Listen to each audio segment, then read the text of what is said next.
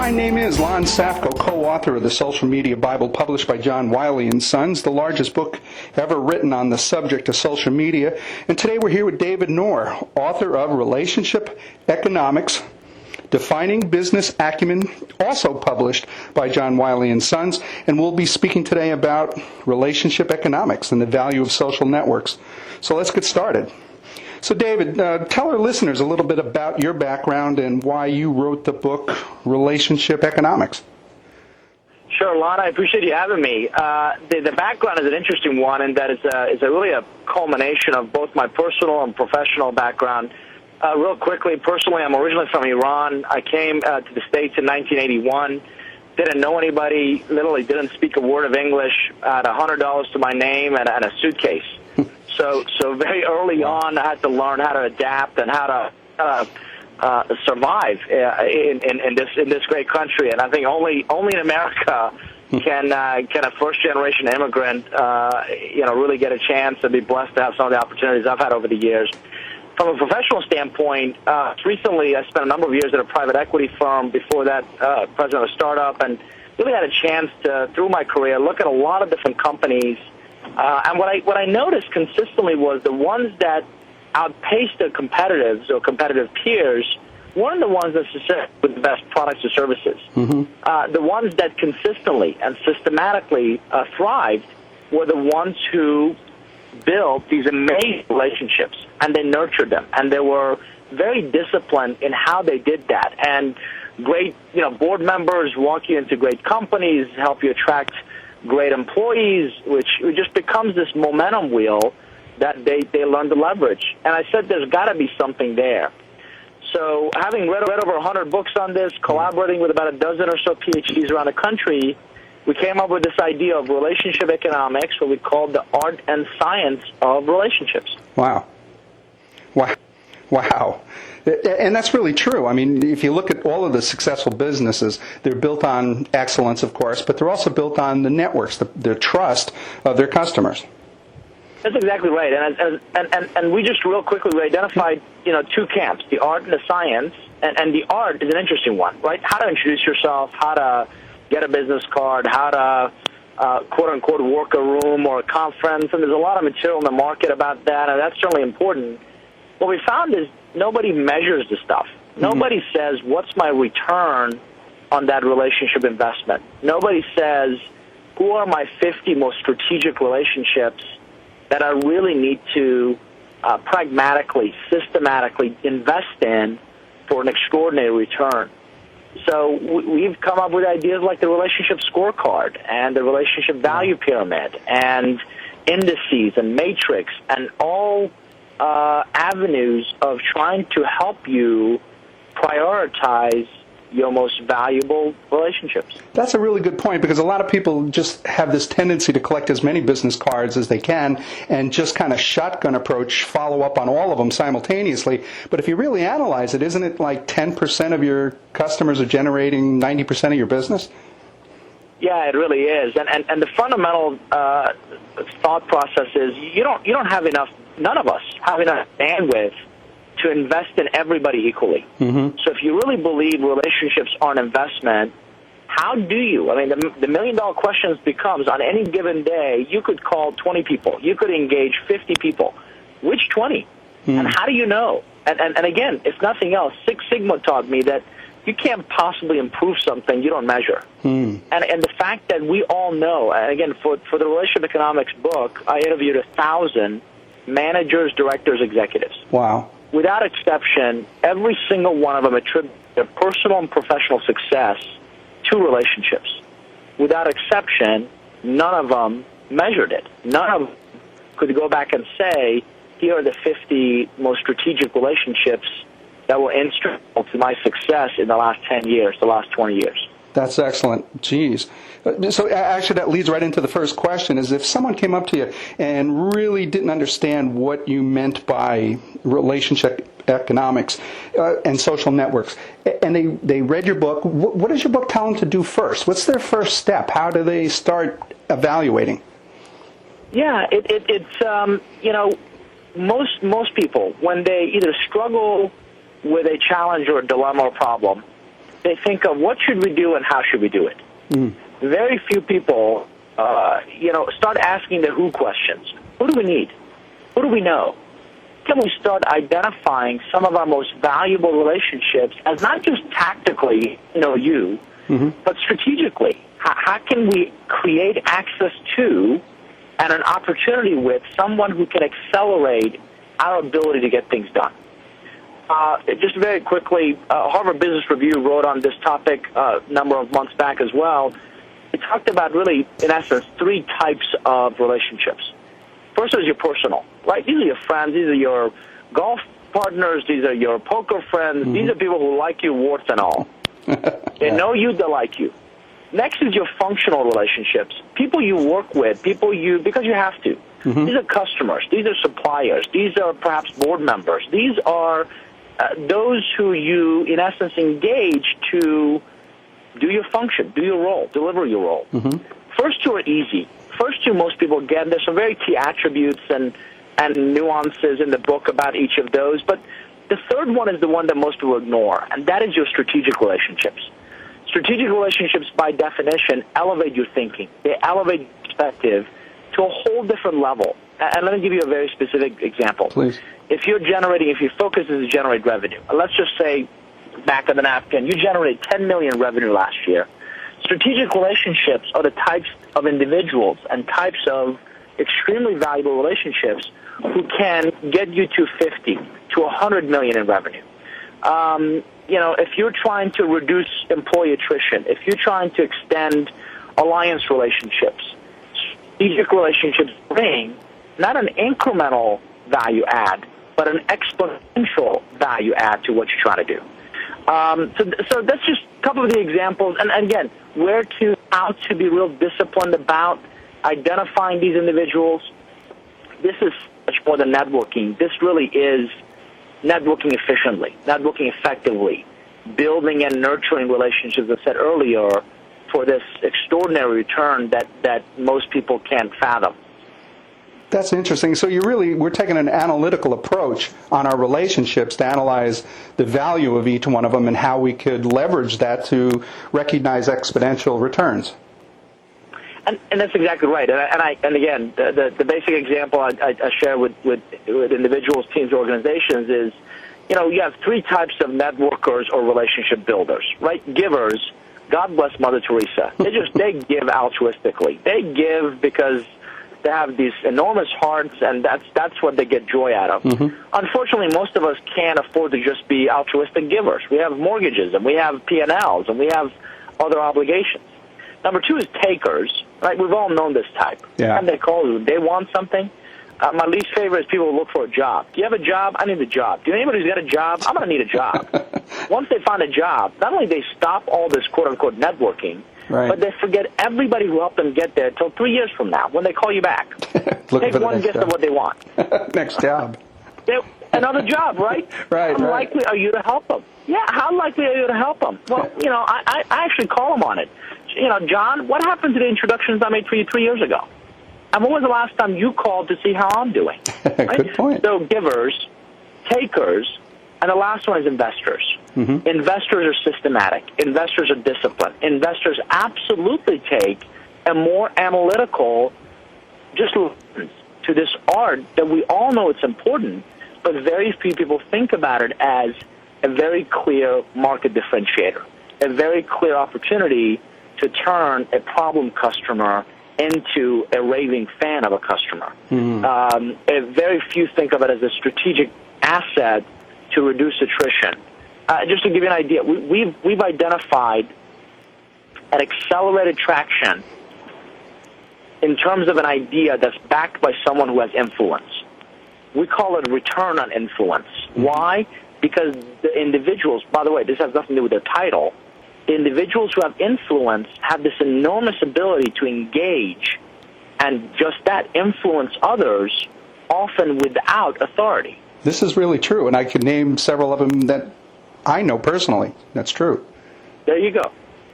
And yet most of us ignore them because they're 3 or 4 levels deep on our traditional org charts, if you think of within the organization. or we ignore them in a sales or business development or project management function because they couldn't possibly be important to this initiative. Mm-hmm. And that's where the mistake lies, in ignoring the highly influential people that may not have the title, may not have the corner office. That's a really good point, because anytime I'm looking for help with something, or anytime I'm trying to spread the word or evangelize something, those are the people that I go to first, because they are the most effective, because their social networks, their trusted networks, are bigger than my own.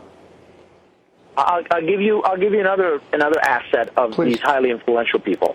They accelerate their ability to influence others, and the influenced become then this viral effect. Think about it. You go and you see a movie. Mm-hmm. Well, you may not be Roger and Ebert, but you saw the movie, you have friends, you tell 50 other friends about it, right? Yeah. And it drives awareness. It drives that market buzz. It drives that pull, if you will, for that particular movie. Well, ideas work the exact same way. Initiatives within corporations work the exact same way. There's certain individuals who are influential, but the influence can also become very proactive, resource to spread around those ideas and initiatives and really help them get traction. So influencers are really viral, and because they're so viral, that what the information that they spread even spreads faster than just casual conversations with others outside of influencers. That's exactly right. So think of a traditional organization chart, and then conversely, think of something we call a relationship dynamic chart, where it maps not just the hierarchical position in a company, but the source of information flow. Cool. The source of influence, the source of a return on your relationship investments. Boy, that is really good information. You're absolutely right.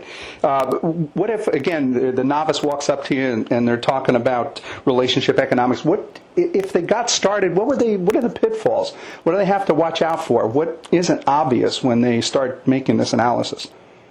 Sure. One of them, as we talked about, is there's several misnomers and misperceptions about relationships. One is that it's purely an external thing, right? When you talk to a lot of people about relationships, they automatically think it's a sales or marketing thing. Yeah. A lot of the work we do with the clients like Siemens and Disney and Intercontinental Hotels and KPMG and Deloitte, just to name a few, is as much focused on their intra-company or intra-firm relationships that are often as critical to your success as the external ones.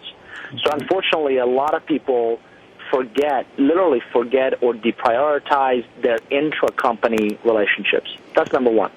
Number two is this idea that relationships are a soft skill. Well, just like selling, there's an art and a science. We've proven that relationships, there's an art and a science. And it's critical that you really understand and you leverage and you maximize your proficiency, your effectiveness in both. So I'm not advocating you don't need to learn how to engage people at an event or how to introduce yourself or how to be interesting. By all means, you could be the most brilliant person. If you're abrasive, you're just not going to get anywhere. That's a good point. By the same token, there should be some discipline around this process, if you will. Well, the third area is... Practice makes perfect. Absolutely. And again, I tell people, I'm envious of what I call people magnets, right? Mm-hmm. You go places and they instantaneously attract a bunch of other people around them. True. Well, then there's the rest of us. The rest of us actually have to work at this. And I tell them, it's like a muscle. You've heard this old analogy. The more you get out there and get engaged and the more interesting you become, the easier, believe it or not, this gets. And you become an object of interest. You become a person that others will seek out and others want to get to know. And it really does make the whole thing of getting out there and network, which, by the way, is one letter away from not working, more interesting, much more engaging, much more fruitful for individuals, teams, and organizations. Yeah, and of course, with the Social Media Bible, where I'm focused on the social media aspects and the social networking, but that's really what we're talking about. The social media tool. Social media is really just a set of tools that really kind of helps the concepts that you're developing in the Relationship Economics book. That's exactly right, and we work with a lot of clients and teams around what is your social networking strategy. Great. Because if I understand that the purpose in which you're trying to build an online community, an online network, then we can start describing, then we can start picking out what are the right tools, what are the most relevant tools, what are the most effective tools to really deploy that strategy around. That is a great observation. And a lot of the social media applications, they're very capable. They're very capable, but they tend to be niche players. They tend to be really have a core competency in maybe a handful of areas. Well, just one size doesn't fit all. When you talk about very broad base of companies or teams trying to do a very broad base of goals and objectives, then you really have to think about how do I either use multitude of tools or platforms, or how do I work with them, custom build one that really fits what I'm trying to do. That's a really good point. They are very niche oriented. What success stories? Is there anything specific using this type of relationship economic that's been applied? Can you think of something? Yeah, actually a division of a group within one of the large professional service firms. If you think of one of the big four, has been able to double their revenues in the last 18 months in working with us. Seriously. Now, you've got to, and more importantly, integrating the strategies that we've collaborated around. Now, you've got to give credit what credit is due. They're in a hot market. They're doing a lot of great things themselves, but they made, and the leader of the organization made the conscious effort that they're going to become a lot more relationship-centric in their business development, in their delivery, in their upsell, cross-sell opportunities, in their dissemination of intellectual property, and where they had a lot of less than socially networked habits in the past. In the last, a couple of years, they've just become a lot more collaborative. They've become a lot more engaging, and it's directly, has benefited them in their revenue numbers and revenue targets. Well, that's amazing. Another client. Yeah, go ahead, please. Absolutely, and it's also really interesting to see what you would perceive as a large. I mean, this is a massive company. So if you imagine a large organization where one champion, one executive, in this case a national partner, had this vision, and when they heard about us, found out about us, got referred to us, said, "This is where I want to build this organization around." And we've trained, we're in the fourth year of training, their next generation of leaders. We are rolling out some really interesting tools and technologies for them to leverage. So they've really made it part of their DNA and not a Band-Aid, not a bucket, if you will. If you don't take it serious, and if management doesn't have total buy-in, it's just not going to work. That's exactly right. It becomes, flavor of the week or initiative of the week versus this really is going to become a transformational process for us, and I give a ton of credit, and the national partners actually endorsed the book, and I give them a ton of credit for really having the vision to say, and really the ability, the clout to say we're gonna really build, we're gonna grow, we're gonna scale this business, because if you think about it, a lot of professional service firms, it's in essence become a commoditized industry, right? You tell me you have really bright people, well, so do the other three firms. Exactly. And you tell me you've got these services, so do the other three firms. So in essence, your portfolio of relationships become your most valuable asset. It becomes that and only that which really sets you apart. Wow. Another really quick example is another client, Senior Vice President of Franchise Strategy and Operations for another large corporate client. She's had zero attrition outside the company in the last 2 years. Really? So she made the investment. She made the conscious investment that they were going to build an environment that will allow people to professionally grow, personally and professionally grow. They're going to, really engage them in the entire process. Again, a lot of companies talk about our people are our biggest asset. First sign of a troubled economy, they lay off a ton of people, right? True. Or we really want you to take care of our customers, but this is how your hands are tied in trying to solve those issues. Well, this executive, again, removed all those, integrated relationship currency, reputation capital, professional net worth, which is all really under the umbrella of relationship economics. I love those three terms. Into their DNA. Yeah, into their DNA, into their culture, and she's become the place everybody wants to go work. And her division has become the de facto place that you want to go and get a chance to work on some really cool projects, and be around the sharpest kind of thinkers in the business. And again, they've done phenomenally well. Jeez, those are great examples. Well, and lastly, is there anything else you'd like to share with our listeners about your experiences with relationship economics? Anything else that you think might be helpful? I opened up our conversation with the fact that I'm originally from Iran. Well, I was recently in Dubai and Bahrain, speaking in the Middle East. Before that, I was in Shanghai and Beijing and Hong Kong. Before that, in Cape Town and Johannesburg. And every international trip reiterates that the rest of the world builds relationships first, from which they do business. In many ways, now I consider myself an American. Unfortunately, as Americans, many of us are so focused on the business that if and only if the business part works, we'll think about building the relationships. Hence the disconnect with multicultural management teams. Hence the disconnect when we go into environments where they don't look like us, sound like us, or really come from our backgrounds. So I coach a lot of clients. Think of the individual nuances. Really focus the time, effort, resources on building and nurturing the relationship. And I have a mentor who reiterates this: influence the conversation, you'll influence the relationship. Influence the relationship, and you'll influence the outcome that you're after. Again, that's a good point, especially about working outside of the United States. We are kind of U.S.-centric, and when I had my international offices in London, Sweden, and Oslo, I noticed a significant difference, exactly what you were saying. It was about relationships first, business second. And again, a simple analogy I use is the Arabic term bin. The literal translation is son of. So who your father was, your genealogy, how you got introduced to my office, what's our history together is a lot more important than any product or service you bring.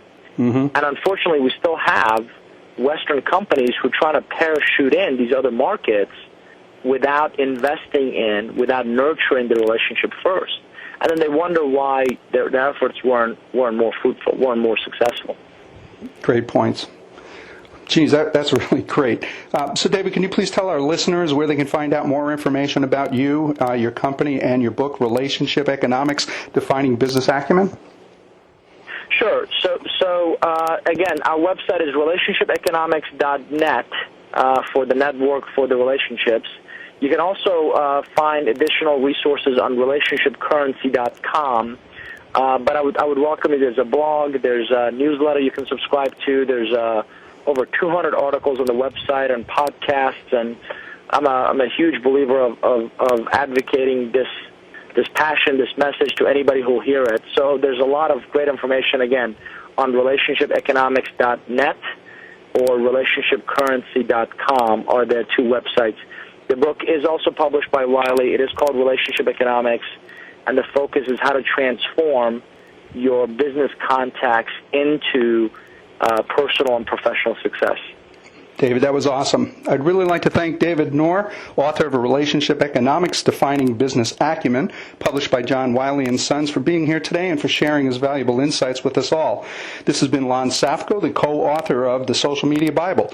Be sure to check out our other valuable social media tactics, tools, and strategies that can be found in the Social Media Bible book and at our companion website, www.thesocialmediabible.com. For more information about me, Lon Safko, or to learn how I can speak at your company or your next event, please visit my website at www.lonsafko.com. And again, thank you everyone for being with us here today.